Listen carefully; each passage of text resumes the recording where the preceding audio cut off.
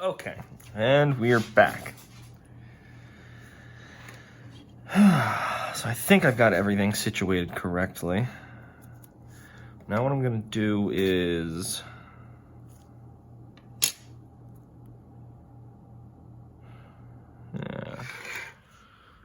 and we are going to start assessing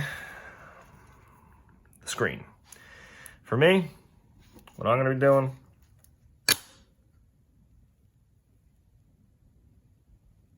is I am going to be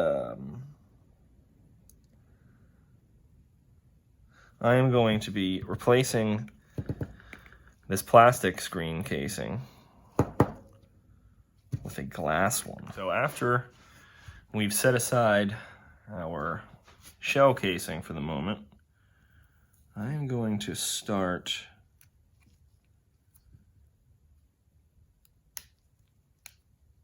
peeling this off.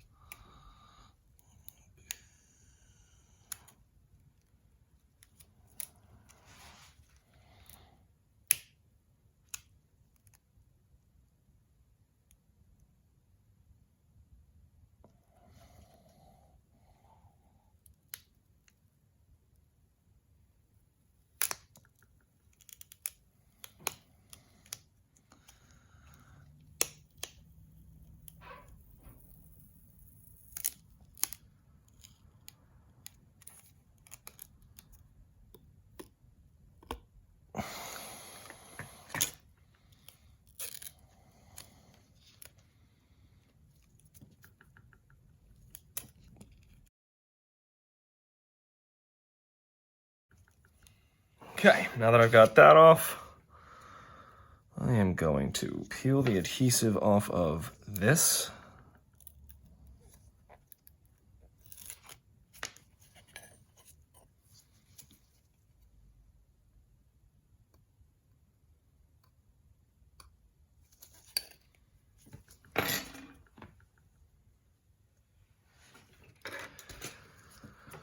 All right.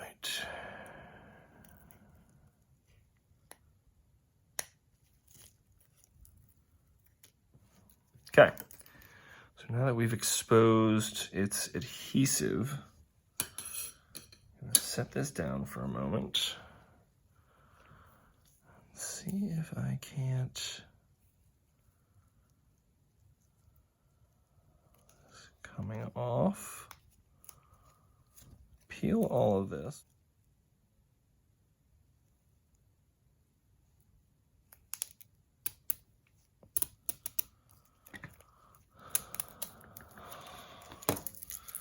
All right, not sure if I'm supposed to do that, but I'm doing it.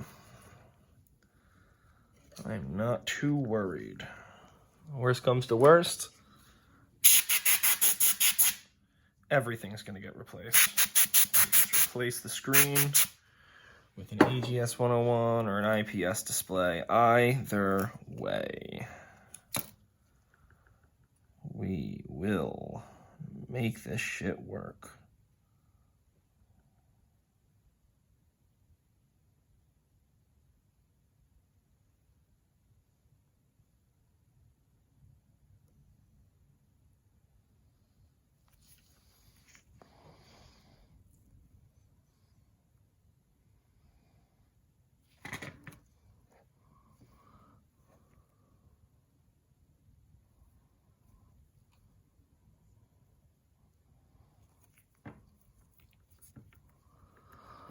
I'm gonna say I nailed it. But I'm not sure, so away we test. I am just going to reinsert this in.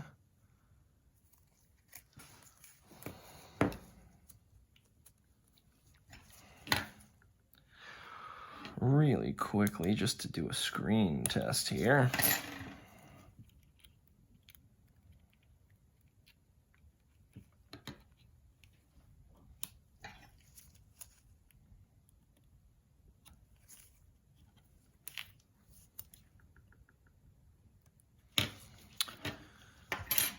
She's locked in place.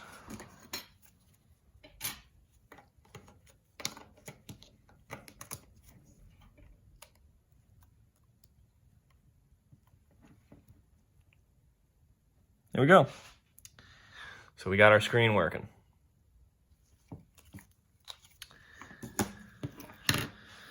All right. So I'm going to take this screen out.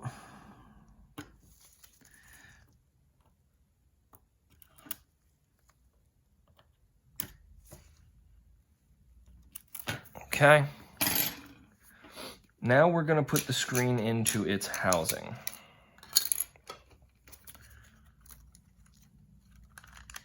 And you see the curl that it's in, by the way?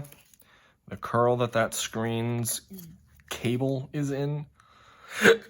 That's natural. That needs to be that way. So it'll sit in there facing up. This will clamp on top of it. This little bit holds that, damn, I can't think of the word. This little bit holds that ribbon cable. What we need to do here is we need to put these 5 screws back in. Okay, all 5 screws have been placed in there. Now we need the rubber backs, or the rubber things. I don't know what to call them. Stoppers, something like that.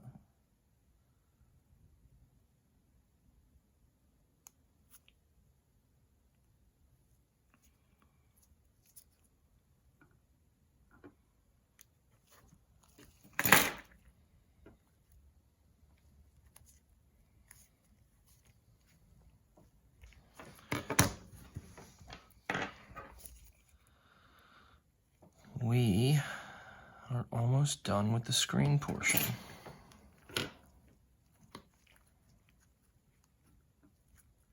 Cool. Next, we're going to put the ribbon cable through that slot so it can have access to the board when this all gets reassembled.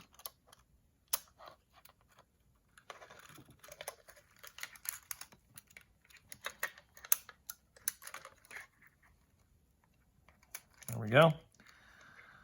And now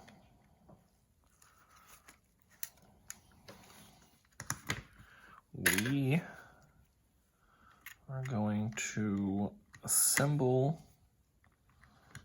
the portion that's got the hidden screw in it. And then that, you know, that hidden screw is right under that ribbon cable.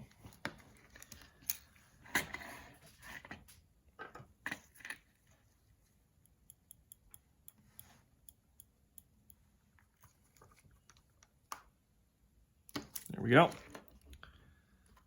So now that's sealed in place. And what we're going to do from here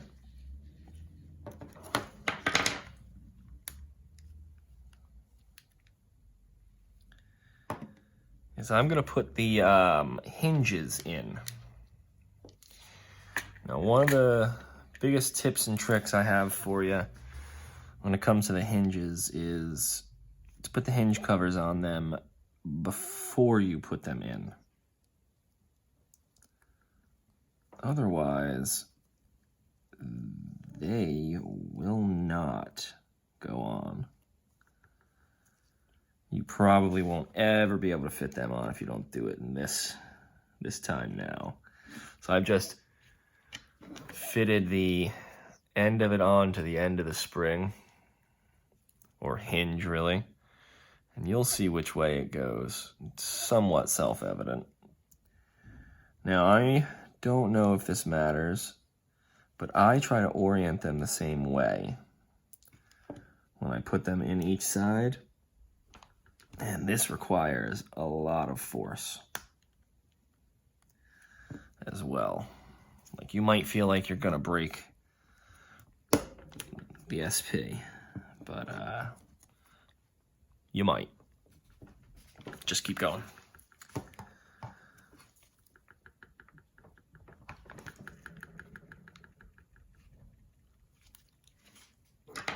Alright, got a little bend in my plastic here, preventing it from going into the shell casing. No bueno.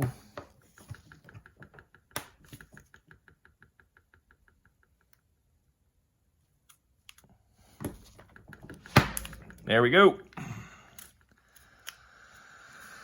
God, that scares me every time. Okay, next one. So, there's only one side that this will fit on. And really, there's only one orientation that it can fit. So that, at least, is worked out for you. And I remember I put my other spring in like this.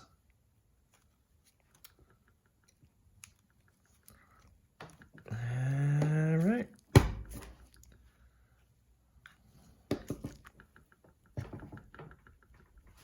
All right. Hinges in.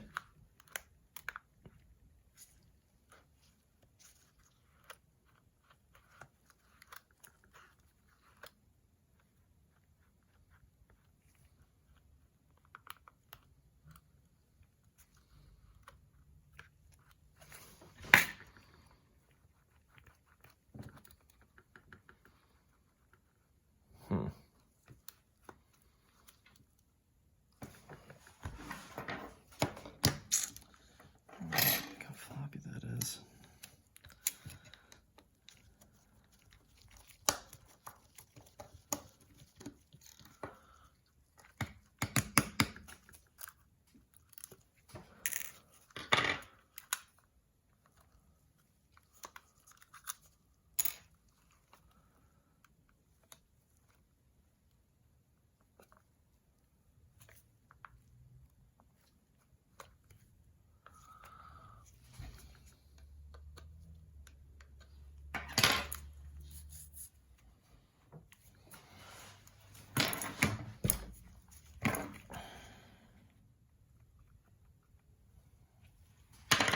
Okay.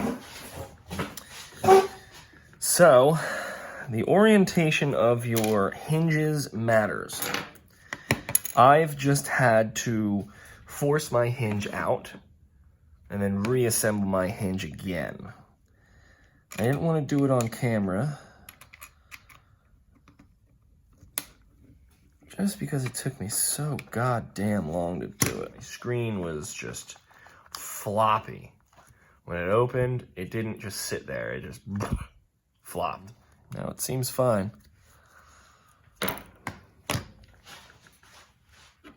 Now, we're going to pull this bail up. Let me straighten out my really cheap tweezers here, because I had bent them earlier. Cool. So we're gonna lift this bail up here. We are going to put in all of the buttons, the membranes, the speaker, all of that good shit. And everything needs to go in somewhat a particular way. They'll all slot into their own spaces, really just the way they want to, except for the start and select. They just don't care. They are quite plain and round, and they just go right into the hole. However, every other button and or membrane has some form of a slot that it's got to fit into just right. So everything's there assembled, quite simple. Now we just need to open the screen so we've got more slack, if you remember from earlier, and insert this to the board and close the bales. This is one of the more challenging parts at all. So I've got my slack pulled, and I'm just going to close it because I find it easier to do it when it's closed, but that slack gets created when it's open.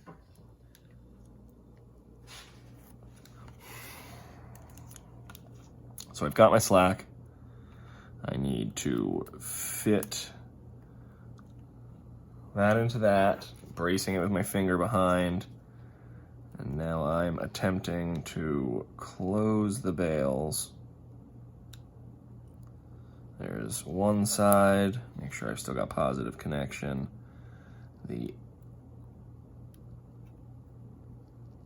other side now closed, which popped one side back open partially.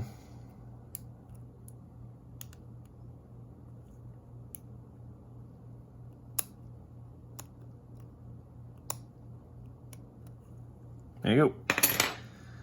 Now my screen is tethered to the board. I just have to flip this over, slot it in. Yes, so Phillips head, and you're just screwing those 3 screw points back together again. All right. Now, before we go any further, we're going to test again. So I got my battery. Pop it in positive contact, just turn it on.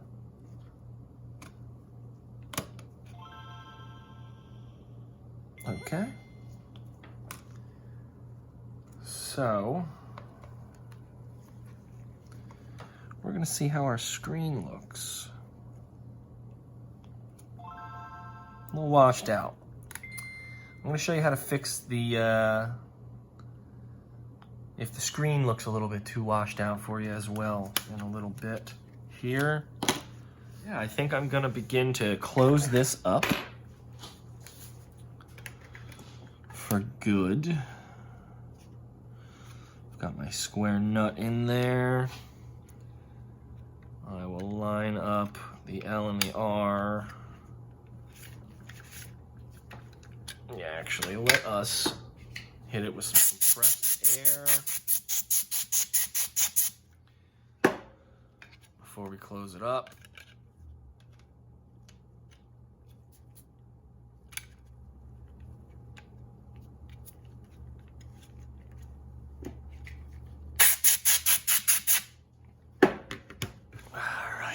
See this? That little hole there? I'll bring this closer. That right there, super important. Super important. I'll show you why. And this also applies for if you're gonna do a mod to an original Game Boy Advance. That is the same thing that would be right under this hole. It's called a potentiometer, and you can think of it like a volume knob, where you turn it a little bit and it adjusts the flow of something or the rate of something. In this instance, it's going to adjust, I think, the flow or the amount of electricity being supplied to the front light of the screen. So we've got our battery. Oh, that's an error. That's an error. Forgot the on-off switch. We're about ready for our hidden screw here.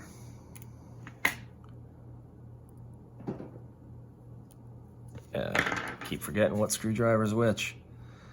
I'm used to using a different set with replaceable like bits. but I figured I'd just use ones that came with the case because that's probably what you'll be using.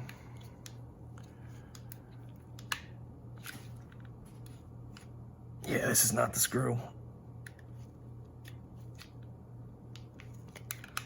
I don't know what the fuck kind of screw this was, but I got it wrong.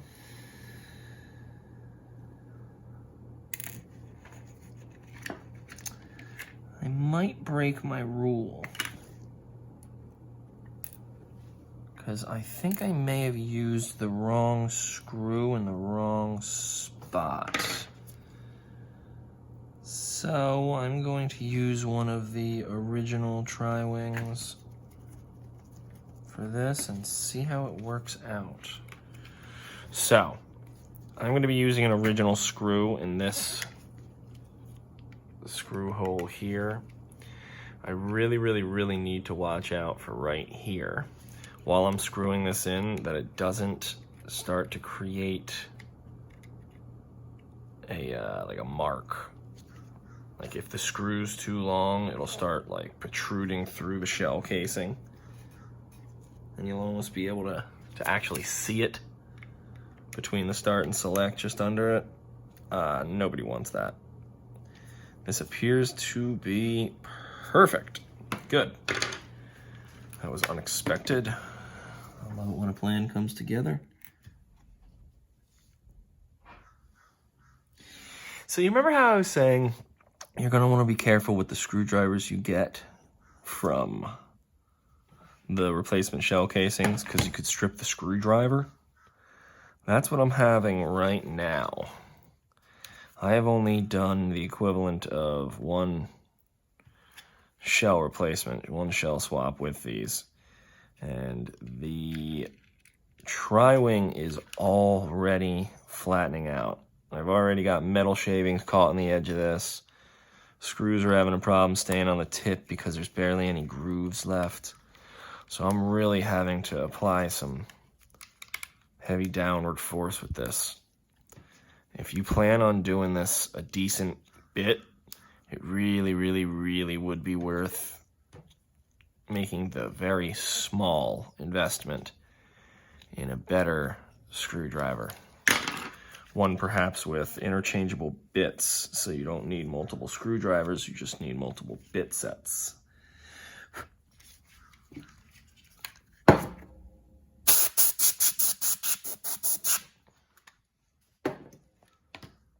Okay. So, put the battery in. Put the battery cover on.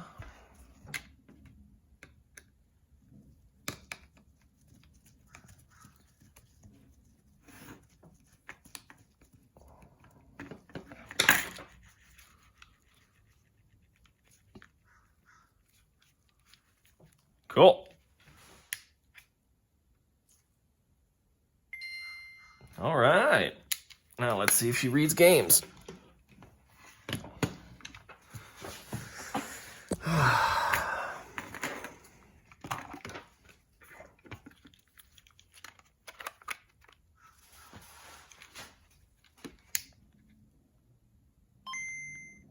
Cool.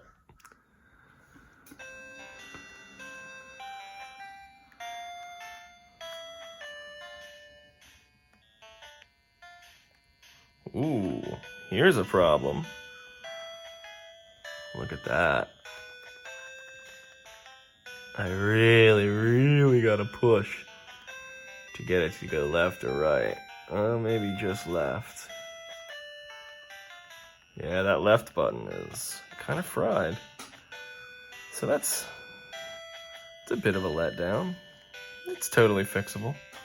I'll just pull up the tactile switch and clean it. But anyway, that screen, it's looking a little bit washed out, is the word, I guess. I'll show you a somewhat unsavory trick to fix that. So what I have here is a USB aftermarket Game Boy Advance charger. Well, Game Boy Advance SP. So I'm going to plug it into my USB, plug her into the system, and it's charging. Now I just need to take off the battery cover.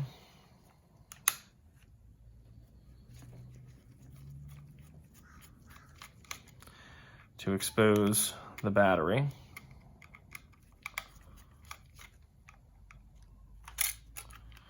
I need to turn the system on, and then I need to take the battery out. Now, it'll stay on, right?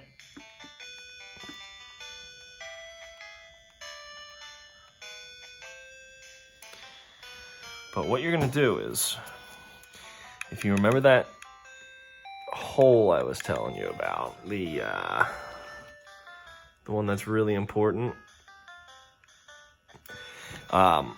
we are going to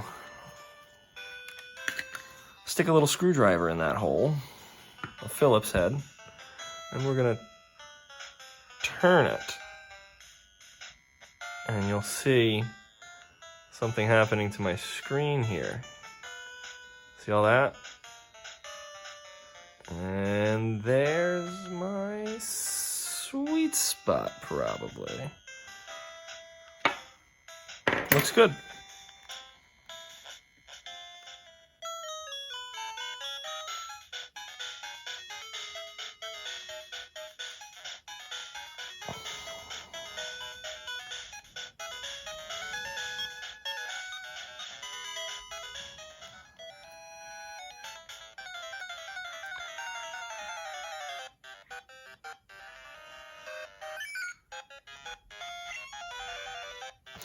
So yeah.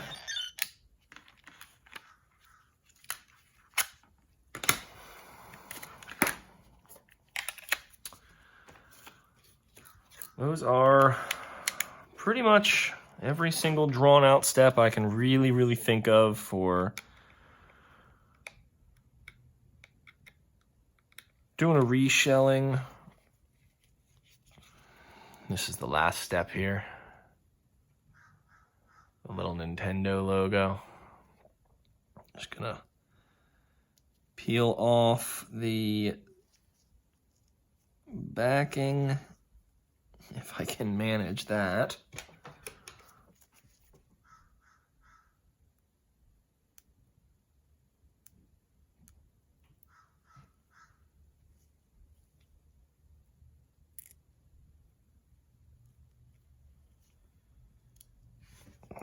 Then, if you see that space right there, that'll be where she slots in. Oh, well, of course. Of course. There she is.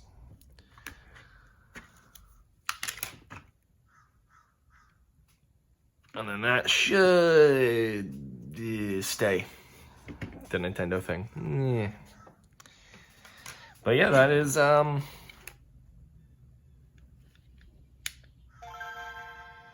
that's pretty much reshelling. This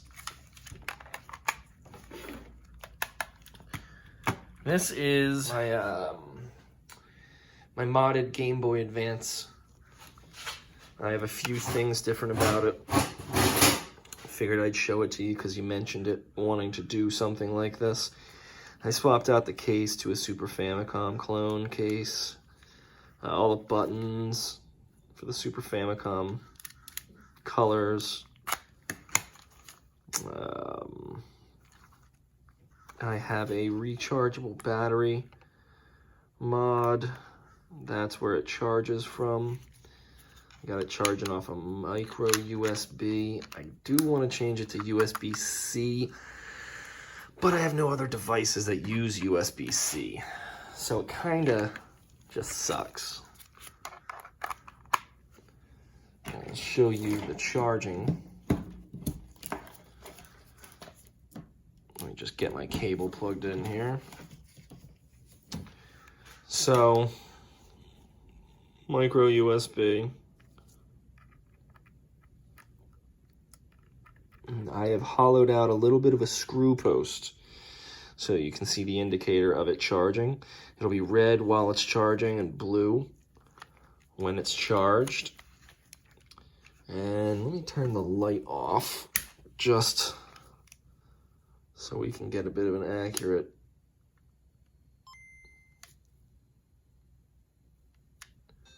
And then I have it set up so that I can change the brightness.